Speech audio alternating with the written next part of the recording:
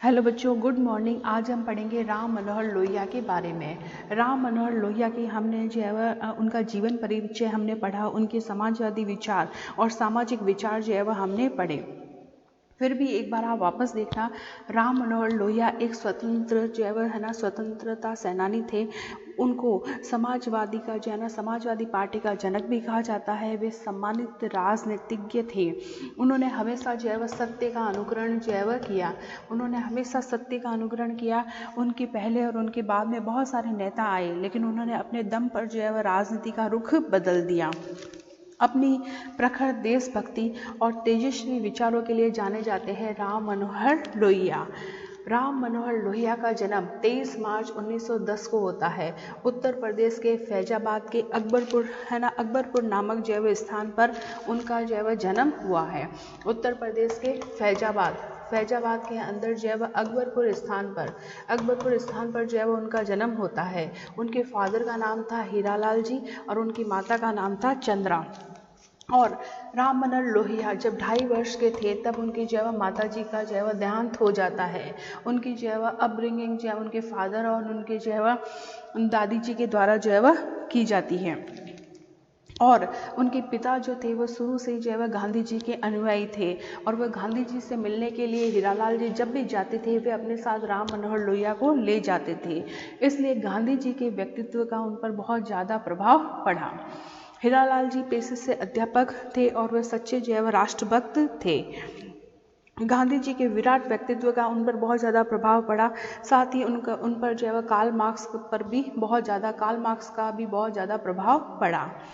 राम मनोहर लोहिया सबसे पहले 1918 में जब कांग्रेस का अधिवेशन होता है अहमदाबाद, तब वह अपने जो है वह फादर के साथ जो है वह कांग्रेस के अधिवेशन में जो है वह पहुंचते हैं। अहमदाबाद अधिवेशन में जो है वह अपने फादर के साथ जो है वह इंक्लूड होते हैं 1918 के अंदर। और मैंने आपको बताया था कि 1921 में है ना जवाहरलाल नेहरू से भी उनकी जो है मुलाकात होती है। उनकी मुलाकात 1921 में जो है वह फैजाबाद किसान आंदोलन में जवाहरलाल नेहरू से होती है। 1921 में लोहिया जी की मुलाकात फैजाबाद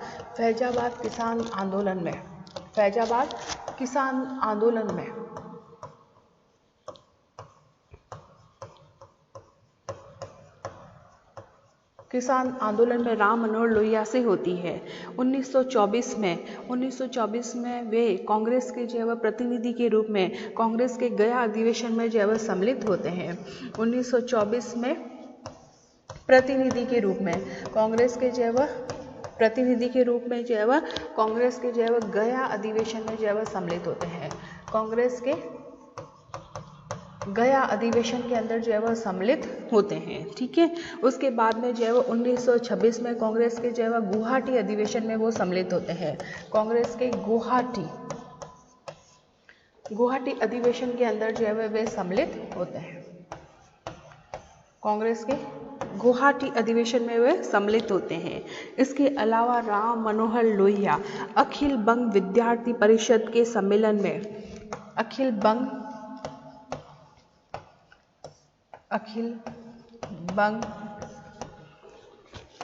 विद्यार्थी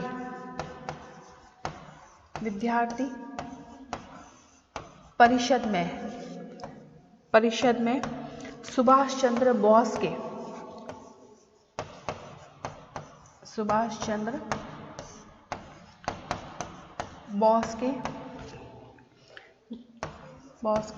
न पहुंचने पर परिषद की अध्यक्षता भी उन्हीं के द्वारा जो है की जाती है। परिषद की अध्यक्षता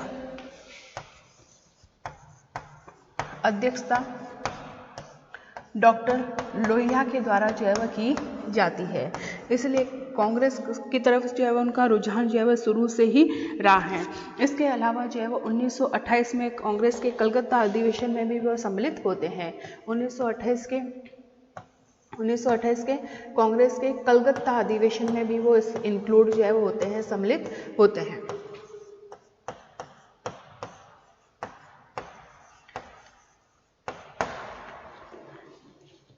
डॉक्टर लोहिया ने साइमन कमीशन का जो है विरोध किया था और डॉक्टर लोहिया को वो पढ़ाई में शुरू से ही जो है वह अच्छे थे। उनको जो है वह 1930 के अंदर डॉक्टर लोहिया को अग्रवाल जो है वह अग्रवाल समाज के जो फंड से उनको जो है वह पढ़ाई के लिए जो है वह उनको बर्लिन भेजा गया और वहाँ से ही जो है वह उन पर जो प्रभाव है वो कार्ल मार्क्स का पड़ा। कार्ल मार्क्स के समाजवाद का उन पर व्यापक जो है वह प्रभाव पड़ा, क्योंकि बर्लिन जो है वह एक तरह से जो है वह समाजवाद का गढ़ है। 1930 में लोहिया अग्रवाल समाज के जो है वह फंड से अग्रवाल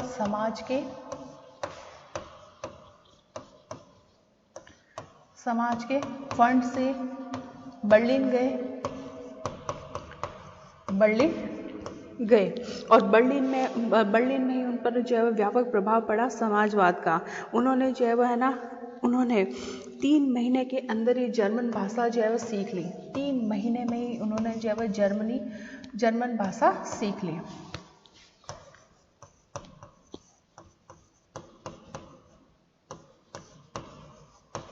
जर्मन भाषा उन्होंने सीख ली और 1932 में उन्होंने अपनी जो है पीएचडी जो है कंप्लीट की जर्मनी के अंदर ही। और उनका जो टॉपिक था वो था नमक सत्याग्रह पर उन्होंने जो है अपनी पीएचडी जो है कंप्लीट की। वो जर्मनी जो है वह अपनी पढ़ाई को पूरी करने के लिए जो है वह किए गए और इस पर जो है वह अपना शोध पूरा करके उनको जो है वह डॉक्टरेट की उपाधि जो है बर्लिन विश्वविद्यालय से मिली। और अपनी जो है पढ़ाई को कंप्लीट करने के बाद में 1933 को वो मद्रास पहुंचते हैं। लेकिन रास्ते में ही उनका सामान जो है वह जब्त कर लिया जाता है। तब वहाँ पर वह जहाज से उतरकर एक हिंदू अखबार के दफ्तर में पहुँचते हैं और 25 रुपये 2 निबंध लिखते हैं और जिनके उनको 25 रुपये प्राप्त होते हैं और उसके द्वारा वो अपने कलकत्ता पहुँचते हैं।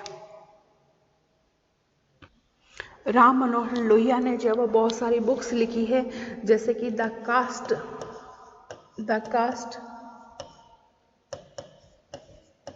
सिस्टम 1964,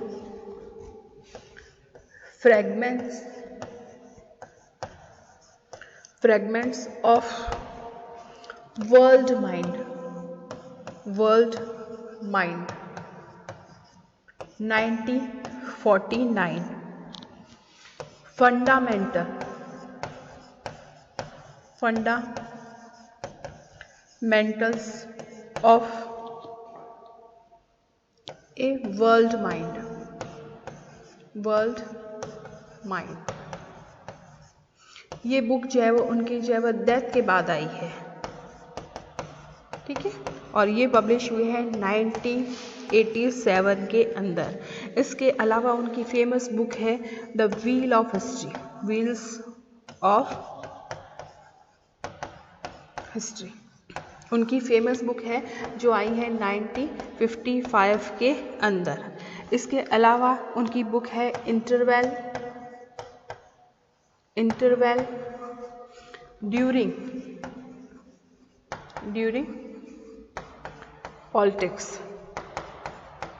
पॉलिटिक्स, ठीक है।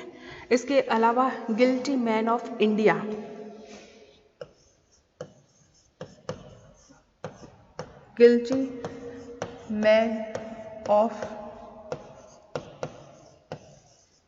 India's partition 1970।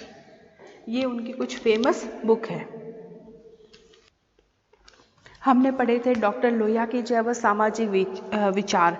डॉक्टर लोहिया के ऊपर कार्ल मार्क्स और महात्मा गांधी दोनों के ही विचारों का जो है वह प्रभाव पड़ा और उन्होंने जो है वह इनमें अद्भुत समन्वय स्थापित किया। डॉक्टर लोहिया ने इनके श्रेष्ठतम तत्वों को समाहित करके उन्होंने जो है वह नए विचार दिए।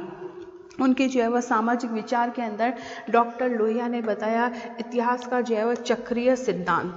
डॉक्टर लोहिया के सामाजिक विचार के अंदर लोहिया ने बताया इतिहास का चक्रीय सिद्धांत, इतिहास का चक्रीय सिद्धांत। और उन्होंने जो है वह अपना ये इतिहास का जो चक्रीय सिद्धांत है वो अपनी फेमस बुक जो है द व्हील ऑफ हिस्ट्री के अंदर बताया।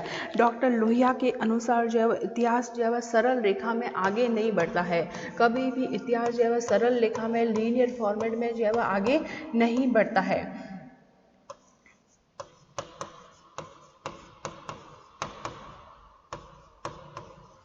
इतिहास सरल रेखा में आगे नहीं बढ़ता है ना। कभी एक राज्य का जो है उत्थान होता है, कभी एक राज्य का जो है पतन होता है।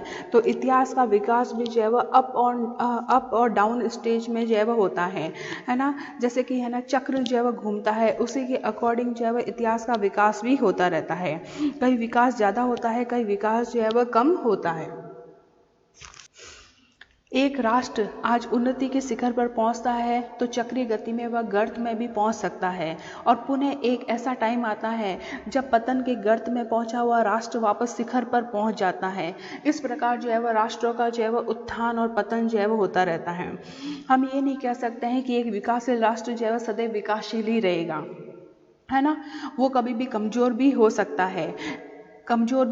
है। उनका कथन था कि वर्गों, है ना, वर्गों और जातियों तथा विचार है, प्रेरक है, प्रवृत्तियां सभ्यताओं के मध्य जो है वह संघर्ष इतिहास में तब तक चलता जो है वह रहेगा जब तक कि मनुष्य की बुराई जो है वह समाप्त नहीं हो जाती।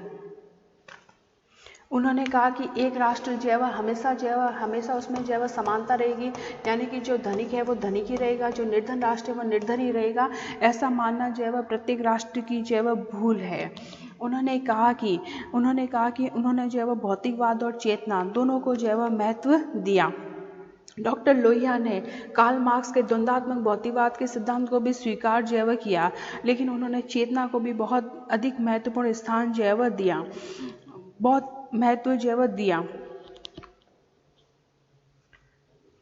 डॉक्टर लोहिया कार्ल मार्क्स के डायलेक्टिकल मेटेरियलिज्म को, यानी कि द्वंद्वात्मक भौतिकवाद के सिद्धांत को स्वीकार करते थे। द्वंद्वात्मक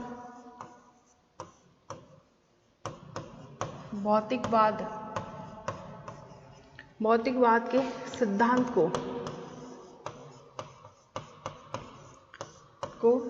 स्वीकार करते थे, लेकिन साथ में उन्होंने जो है चेतना को भी जो है महत्वपूर्ण माना। उन्होंने कहा कि भाई है ना चेतना को भी समावेश जो है किया जाना चाहिए। भौतिकवाद में चेतनावाद को समावेश पर उन्होंने बल दिया।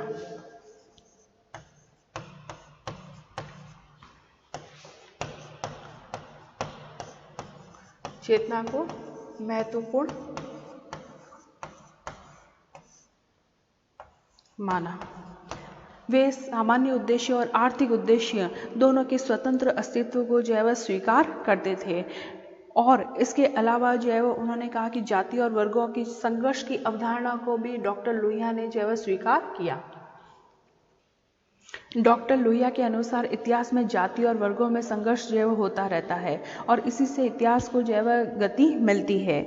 जातियों का जो रूप है वो निश्चित होता है, किंतु जो वर्ग है, वर्गों की आंतरिक रचना जो है वो क्या होती है, स्थिर होती है ना। इन दोनों के बीच में जो है वह टकराव होता रहता है, जैसे कि घड़ी के पेंडुलम में टकराव होता रहता है और उनमें जो है वह समान आंतरिक क्रियाएं होती रहती है, वैसे इन दोनों के बीच में टकराव होता रहता है। इसी से इतिहास को जो है वह गति मिलती है। डॉक्टर लोहिया ने कहा है कि जातियों में गतिहीनता और निष्क्रियता जो है वह पाई जाती है। उनका कहना था कि जो कास्टिज्म है उनमें जो है वह गतिहीनता जो है वह पाई जाती है, जबकि है ना वर्गों में जो है ना वर्गों में गतिशीलता जो है वह पाई जाती है। वर्ग जैसे सोसाइटी के अंदर है, इनकम से रिलेटेड जो है वह वर्ग हो सकता है, तो ये क्या होते हैं, गतिशील होते हैं। अब हम देखेंगे कि डॉक्टर लोहिया के जो है राजनीतिक विचार, समाजवादी चिंतन में उनका जो सबसे प्रभावशाली जो है वह तत्व था वो था आर्थिक तत्व था। डॉक्टर लोहिया के समाजवादी दर्शन में सामाजिक है, सांस्कृतिक है, राजनीतिक तत्व को भी महत्वपूर्ण स्थान जो है वह प्राप्त है।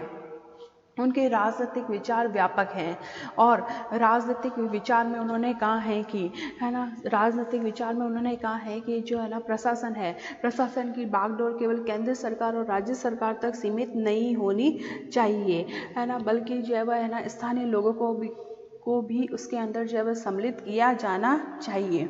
उन्होंने व्यक्ति और समाज से रिलेटेड हर पहलुओं पर विचार जो है किया है।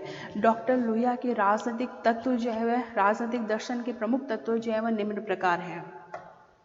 डॉक्टर लोहिया ने कहा है कि यदि कोई राष्ट्र दावा करे कि उसकी शक्तियां जो है वह हमेशा समान रहेगी तो ये उसकी सबसे बड़ी जो है वह भूल है। डॉक्टर लोहिया ने कहा है कि यदि कोई राष्ट्र दावा करे कि हमेशा उसकी शक्तियां जो है वह क्या रहेगी, समान रहेगी, तो ये क्या है, उसकी सबसे बड़ी जो है वह क्या है, भूल है। तो ये उसकी जो है वह सबसे बड़ी जो है वह भूल है। और उन्होंने कहा कि राजनीतिक व्यवस्था जिसके जो है वह 4 आधार होते हैं, उन्होंने कहा कि हर राजनीतिक व्यवस्था के जो है वह 4 आधार होते हैं। फर्स्ट जो है वह ग्राम, दूसरा जो है वह मंडल और थर्ड उन्होंने कहा है प्रांत और केंद्र। प्रांत और केंद्र उन्होंने जो है वह बताया है।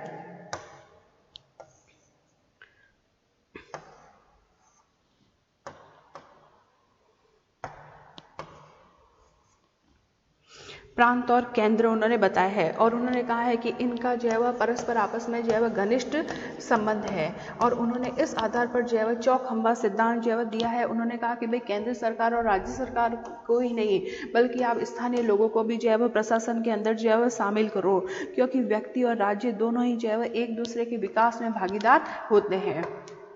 उनके जो है राजनीतिक विचार के बारे में उन्होंने बताया है कि राजनीतिक इतिहास की जो है समाजवादी व्याख्या, इतिहास चक्र के सभी देशों का समान रूप से जो है वो उत्थान और पतन होता है ना। जैसे मैंने बात की थी कि चाहे कोई भी देश कितना ही शक्तिशाली क्यों ना हो, कितना ही विकासशील क्यों ना हो, लेकिन वो हमेशा शक्तिशाली वैभवशाली नहीं हो सकता है। और जो हमेशा कमज़ोर है वो हमेशा कमज़ोर नहीं रहेगा, है ना। कभी भी किसी का भी उत्थान और पतन जो है वह हो सकता है। हमने इतिहास में देखा है कि जो देश पहले शक्तिशाली था वो उसका भी पतन हुआ है और जो देश पहले कमज़ोर था उसका भी उत्थान हुआ है। क्लियर। डॉक्टर लोहिया ने राजनीति में चौखंबा सिद्धांत जो है दिया है, चौखंबा योजना को स्थान जो है दिया है। डॉक्टर लोहिया ने बताया है कि, है ना, डॉक्टर लोहिया ने बताया है कि उन्होंने न केवल जो है आर्थिक अपितु जो है राजनीतिक विकेंद्रीकरण को भी प्रमुख स्थान जो है दिया है। वो राजनीति के केंद्रीकरण के पक्ष में नहीं थे। राजनीतिक विकेंद्रीकरण राजनीतिक जो है समता और संपन्नता का जो है घोतक है।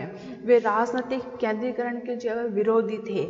उनका कहना था कि अगर राजनीति का केंद्रीकरण जो है किया जाए तो सबके दिमाग जो है जकड़ गए हैं क्योंकि विचारों का स्थान जो है किसने ले लिया है, प्रचारों ने ले लिया है। सबके दिमाग में केवल एक ही चीज़ घूमती है, प्रचार करना, और उनके विचार जो है वह शक्ति के गुलाम बन गए हैं। यदि प्रजातांत्रिक जो है व्यवस्था को, डेमोक्रेसी को जो है सुदृढ़ करना है ना, स्ट्रांग बनाना है, तो विकेंद्रीकरण की प्रक्रिया जो है वह अपनानी होगी और स्थानीय लोगों को भी जो है अधिक से अधिक भागीदारी जो है वह प्रशासन में जो है उनकी निश्चित करनी होगी।